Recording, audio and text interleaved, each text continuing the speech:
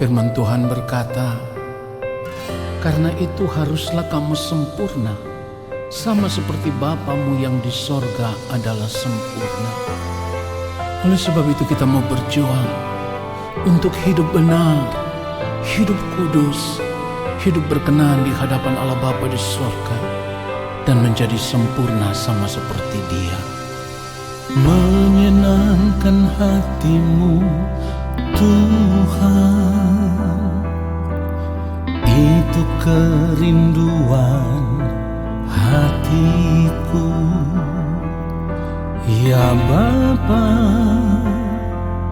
ku mau selalu kudus dalam seluruh hidupku.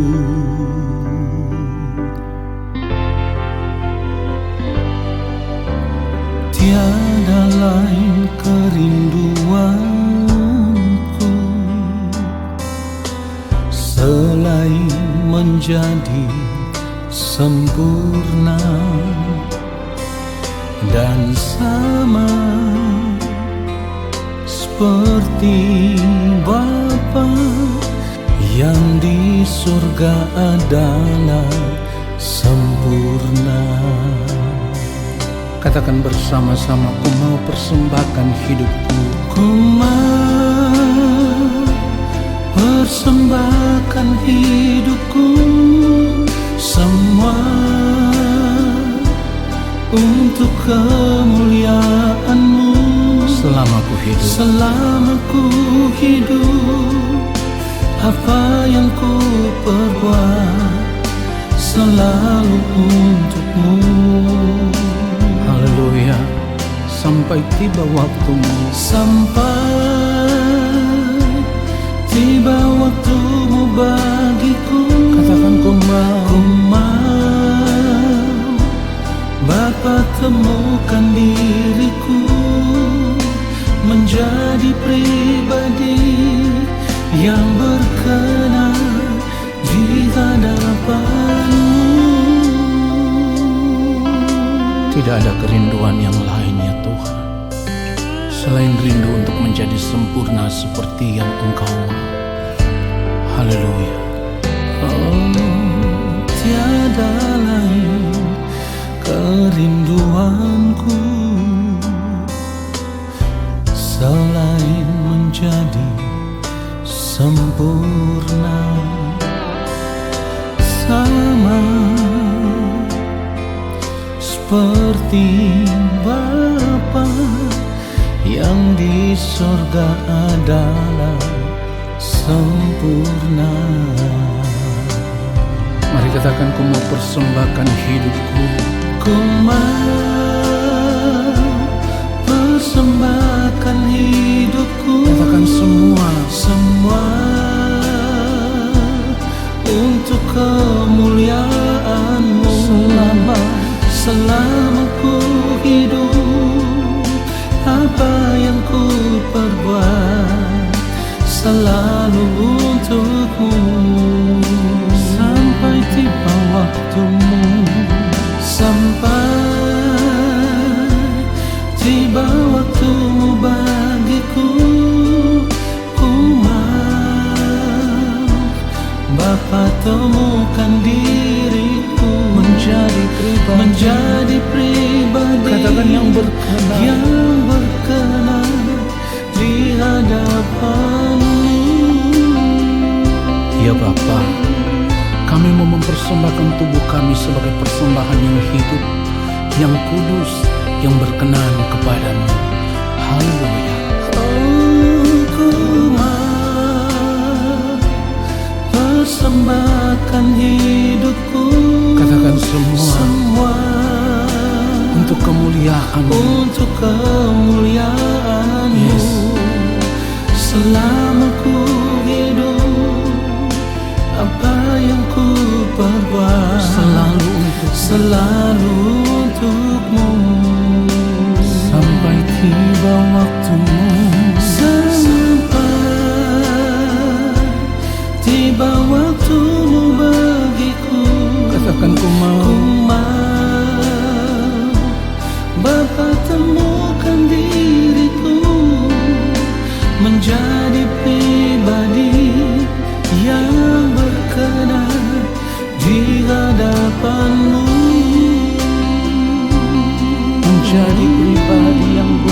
sempurna, menjadi pribadi yang berkenan. Katakan sekali lagi, menjadi pribadi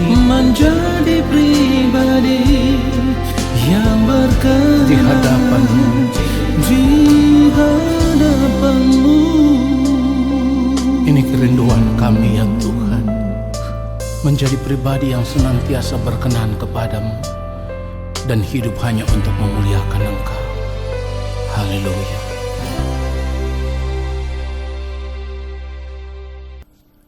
Mari kita siapkan hati kita. Kita mau sungguh-sungguh arahkan hati dan pikiran kita tertuju kepada Allah Bapa di sorga. Dan biarlah saat ini menjadi waktu yang terbaik di dalam kehidupan kita, di mana kita mau semakin tenggelam di dalam hadirat Tuhan dan menikmati kehadiran Tuhan, menikmati lawatan Tuhan atas setiap kita pribadi lepas pribadi. Yang Maha Mulia Allah Bapa kami yang ada di dalam kerajaan sorga, kembali saat ini kami ada di hadapan Bapa. Kami mau duduk diam di dalam hadirat-Mu ya Tuhan, dan kami mau menanti-nantikan Bapa berbicara bagi kami, supaya setiap kebenaran firman Tuhan yang kami dengar, itulah yang mengisi bejana hati kami. Lalu kami mau berjuang untuk hidup sepanjang hari-hari hidup kami. Kami mau hidup sesuai dengan kebenaran firman-Mu. Allah Roh Kudus, urapilah kami. Berikanlah kepada kami hikmat pengertian untuk dapat mengerti akan setiap kebenaran firman Tuhan ini. Supaya ketika kami mengerti, kami mau hidup seturut firman-Mu ya Allah. Dalam setiap keberadaan hidup kami juga menyadari masih ada banyak hal yang kami lakukan tidak tepat seperti apa yang Bapa kehendaki. Ampunilah kami ya Allah dari setiap ketidaktepatan hidup kami, ketidakpatutan hidup kami. Kiranya Bapa berkenan mengampuni kami, menyucikan, menguduskan setiap kami, supaya ketika kami berada di hadapan Bapa, kami ada dalam keadaan berkenan dan layak di hadapan-Mu ya Allah. Biarlah saat ini, dengan kerinduan yang sangat dalam, kami mau menanti-nantikan Bapa berbicara bagi kami. Sebab hamba hanyalah alat yang tidak dapat berbuat apa-apa. Taruhlah setiap perkataan-Mu ya Allah dalam lidah bibir mulut hamba, untuk disampaikan kepada kami semua anak-anak-Mu. Di dalam nama Tuhan Yesus Kristus, kami siapkan hati kami untuk menerima kebenaran firman Tuhan saat ini. Amin. Saudara yang dikasihi oleh Tuhan Yesus Kristus, kita tidak boleh menutup mata terhadap keadaan dunia saat ini. Apa yang sedang terjadi saat-saat ini, ketika kita mau membuka mata hati kita, ketika kita mau belajar sungguh-sungguh mengerti akan kebenaran firman Tuhan, maka semua yang sedang terjadi saat ini persis seperti apa yang dikatakan oleh firman Tuhan. Dan itu artinya, sebagai orang percaya kita harus menyadari bahwa kita sudah berada di ujung dari akhir zaman. Dan tentu akhir zaman itu sebenarnya sangat rawan, saudaraku. Karena kuasa kegelapan akan bekerja keras supaya bisa mempengaruhi banyak anak-anak Tuhan atau orang percaya terseret ke dalam kehidupan dunia. Dan pada akhirnya orang-orang yang terseret di dalam kehidupan dunia ini akan semakin tenggelam. Ya, semakin tenggelam di dalam percintaan dunia, semakin terikat dalam persahabatan dengan dunia. Nah, itulah yang saya katakan bahwa akhir zaman ini sangat rawan. Oleh sebab itu, sebagai orang percaya seharusnya kita memperlengkapi diri dengan perlengkapan senjata Allah secara benar, supaya pada akhirnya kita bisa bertahan sampai kepada kesudahan dan kita bisa keluar sebagai pemenang. Ingat saudaraku, saya sudah sering kali katakan bahwa sebagai orang percaya memang kita terpanggil di dalam Kristus. Kita ditebus dan kita dipandang benar di hadapan Allah Bapa di sorga. Tetapi kehidupan kita belum benar-benar benar. Sebab kita masih memerlukan proses yang panjang untuk berubah setiap hari. Supaya semakin hari manusia batinnya kita semakin dimurnikan. Lalu perubahan itu terus terjadi hari lepas hari dan akan membuat kita semakin hari semakin menjadi serupa dengan Kristus. Ini panggilan kita.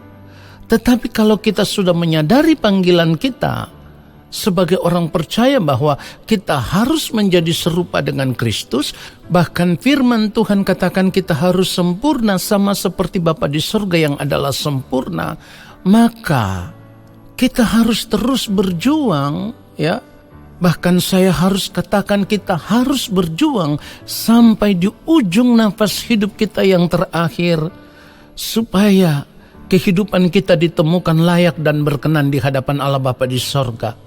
Nah, oleh sebab itu ketika kita masih hidup saat ini, kita jangan lagi mau diperhamba oleh keinginan-keinginan diri yang tidak berkenan di hadapan Allah Bapa di sorga. Kalau kita melihat Galatia pasal yang kelima ayat 1, Galatia pasal yang kelima ayat 1, firman Tuhan katakan supaya kita sungguh-sungguh merdeka, Kristus telah memerdekakan kita. Karena itu, berdirilah teguh dan jangan mau lagi dikenakan kuk perhambaan. Ini artinya kita tidak boleh lagi membiarkan diri kita diperhamba atau diperbudak oleh keinginan-keinginan diri kita yang tidak sesuai dengan kehendak Allah Bapa di sorga. Sering kali saya katakan bahwa musuh terbesar di dalam kehidupan kita itu sebenarnya keinginan diri kita sendiri, hawa nafsu diri kita sendiri. Itu yang harus kita lawan. Kita tidak boleh membiarkan keinginan diri kita itu tetap hidup dan menguasai kehidupan kita. Tidak boleh.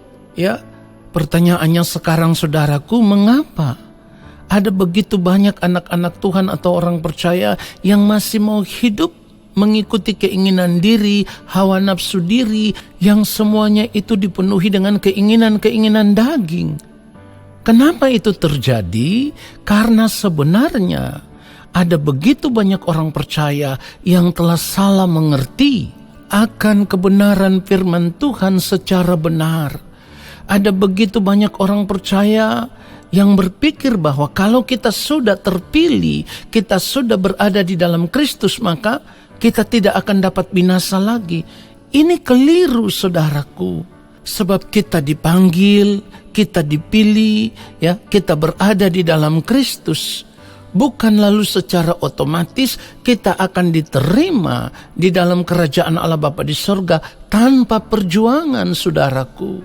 Sebab ketika kita berada di dalam Kristus, perjuangan kita adalah bagaimana semakin hari kita harus berubah, memiliki kehidupan yang serupa dengan Kristus.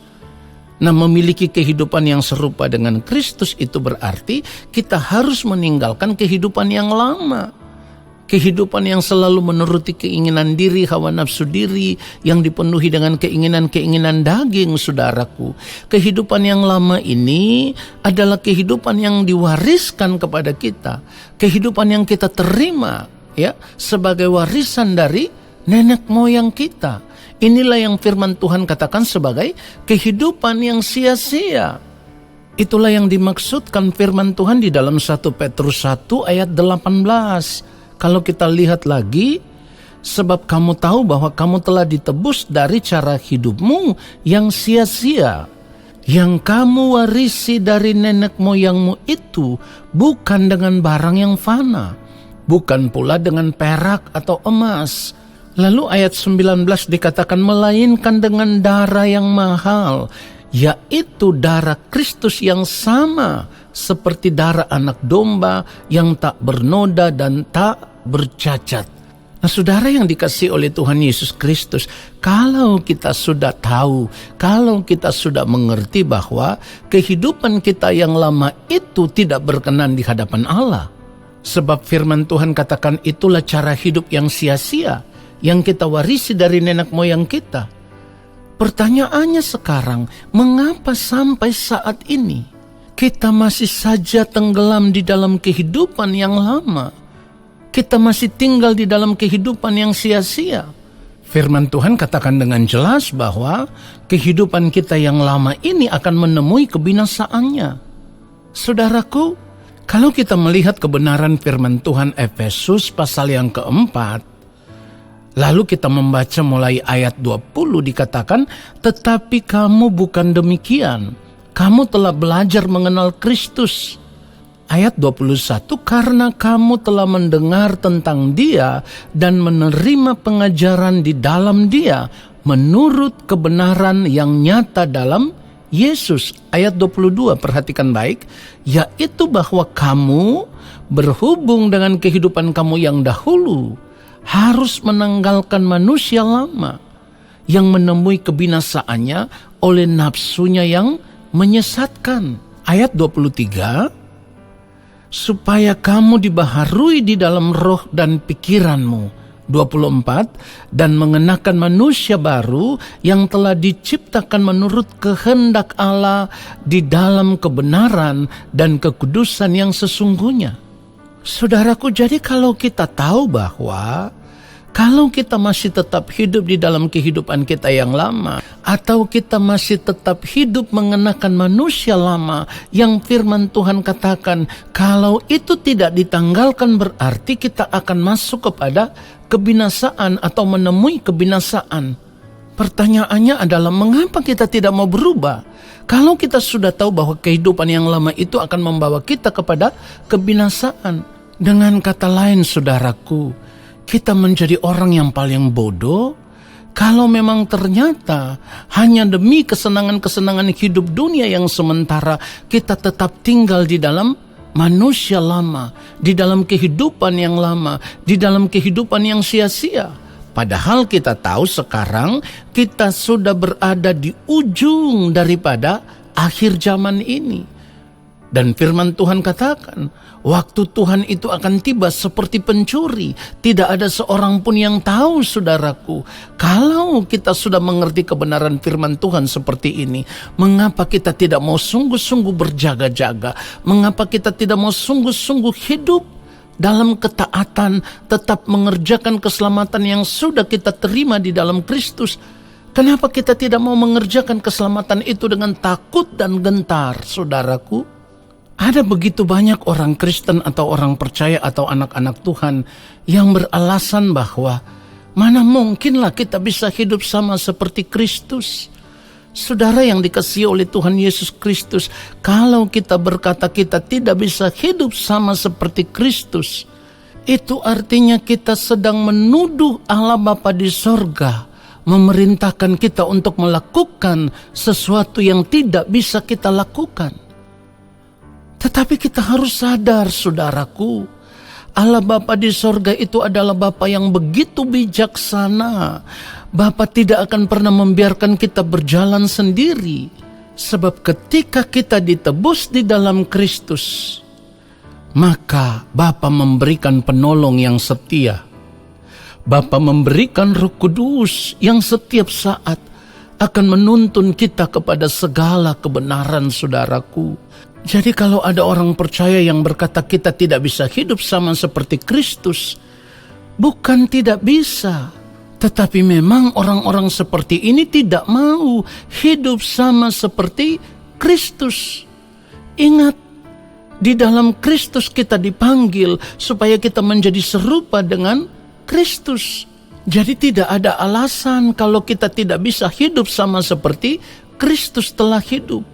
Saudara perhatikan baik, Kalau kita berkata kita tidak akan mampu hidup sama seperti Kristus telah hidup, saya mau katakan, kita memiliki hati yang jahat.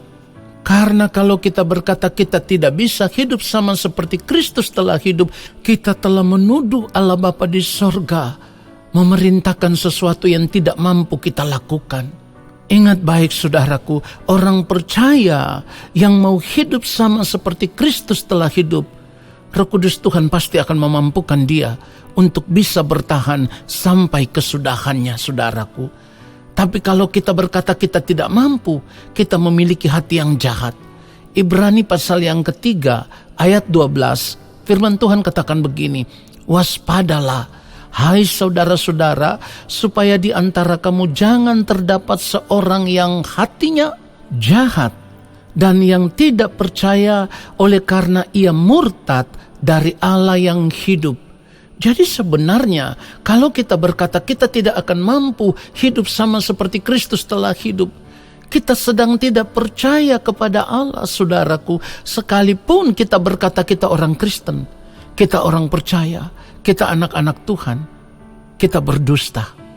Kita tidak percaya kepada Allah. Karena kalau kita percaya kepada Allah, kita tahu bahwa Allah tidak akan membiarkan kita berjalan sendiri. Karena buktinya jelas, Allah Bapa di sorga memberikan roh penolong kepada kita. Roh yang berasal daripada Allah sendiri, yaitu Roh Kudus. Supaya setiap hari Roh Kudus menuntun kita kepada segala kebenaran. Persoalannya adalah kita mau atau tidak hidup dipimpin oleh Roh Kudus, saudaraku. Kalau kita tidak mau hidup dipimpin oleh Roh Kudus, berarti kita tidak akan pernah bisa menjadi anak-anak Allah. Sebab firman Tuhan katakan dengan jelas, Roma pasal yang ke-8 ayatnya yang ke-14 dikatakan, semua orang yang dipimpin roh Allah adalah anak Allah.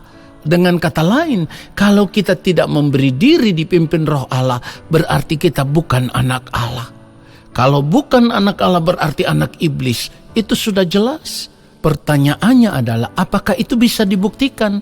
Sangat bisa dibuktikan.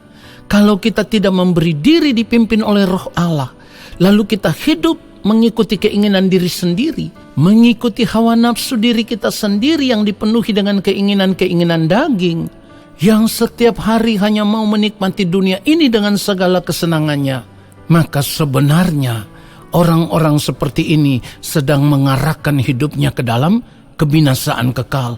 Firman Tuhan jelas mengatakan hal itu, saudaraku. Kalau kita melihat lagi Roma pasal 8 ini, kita membaca ayatnya yang ke-6. Karena keinginan daging adalah maut, tetapi keinginan roh adalah hidup dan damai sejahtera. Ayat 7, sebab keinginan daging adalah perseteruan terhadap Allah, karena ia tidak takluk kepada hukum Allah. Hal ini memang tidak mungkin baginya. Perhatikan baik.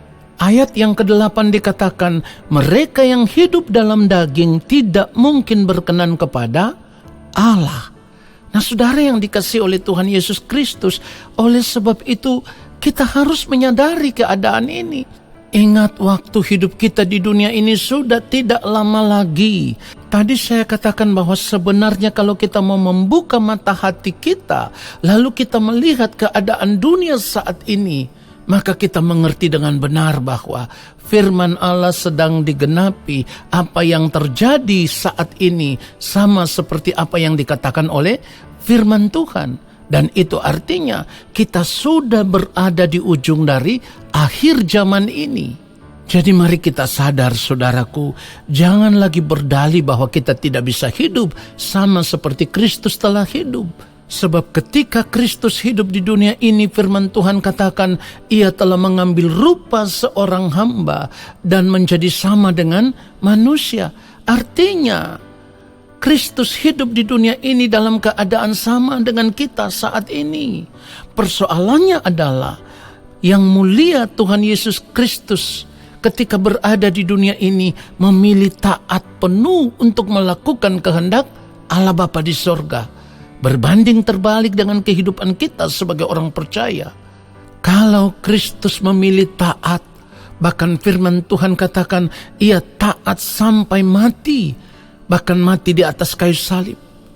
Maka seharusnya cara hidup seperti itulah yang harus kita kenakan, yang harus kita ikuti, yang harus kita contoh, yang harus kita teladani. Jangan berkata kita tidak bisa hidup sama seperti Kristus. Kristus hidup di dalam penderitaan yang luar biasa, tetapi Kristus tetap memilih untuk hidup melakukan kehendak Allah Bapa di sorga. Firman Tuhan katakan apa? Ibrani pasal yang ke-5 ayatnya yang ke-8. Dan sekalipun ia adalah anak, ia telah belajar menjadi taat dari apa yang telah dideritanya. Perhatikan itu saudaraku.